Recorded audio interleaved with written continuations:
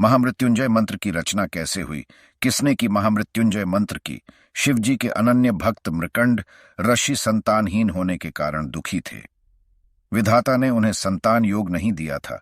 मृकंड ने सोचा कि महादेव संसार के सारे विधान बदल सकते हैं, इसलिए क्यों न भोलेनाथ को प्रसन्न कर ये विधान बदलवाया जाए। मृकंड ने घोर तप किया। भोलेनाथ मृकंड के तप का कारण जानते थे, इसलिए उन्होंने शीघ्र दर्शन न दिया। लेकिन भक्त की भक्ति के आगे भोले झुक ही जाते हैं।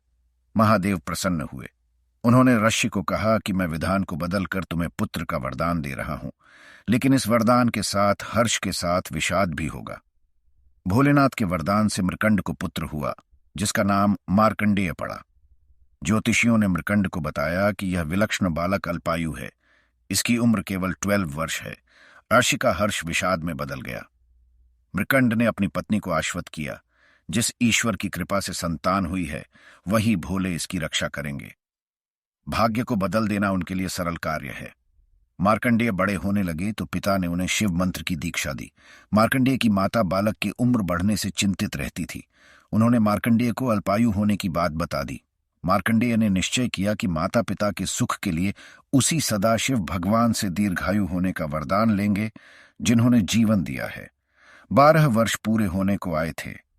मार्कंडेय ने शिवजी की आराधना के लिए महामृत्युंजय मंत्र की रचना की और शिव मंदिर में बैठकर इसका अखंड जाप करने लगे।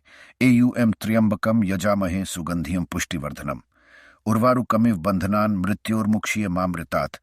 समय पूरा होने पर यमदूत उन्हें लेने आए। यमदूतों ने देखा कि बालक महाकाल की आराधना कर रहा है, तो उन्होंने थोड़ी देर प्रतीक्षा की। मार्कंडेय ने अखंड जप का संकल्प लिया था।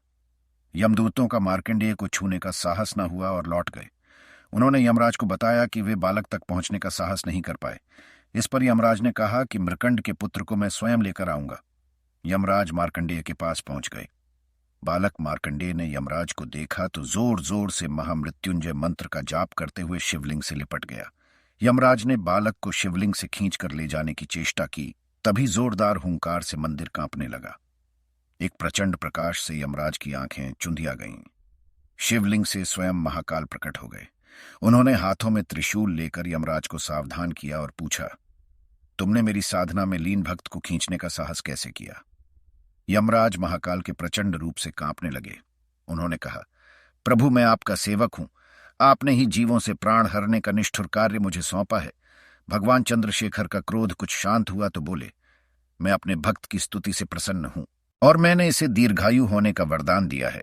तुम इसे नहीं ले जा सकते। यम ने कहा, प्रभु आपकी आज्ञा सर्वोपरि है। मैं आपके भक्त मार्कंडेय द्वारा रचित महामृत्युंजय का पाठ करने वाले को त्रास नहीं दूंगा। महाकाल की कृपा से मार्कंडेय दीर्घायु हो गए। उनके द्वारा रचित महामृत्युंजय मंत्र काल को भी परास्त करता है। हर हर महादेव। जय श्री कृष्ण, जय गोविंदा।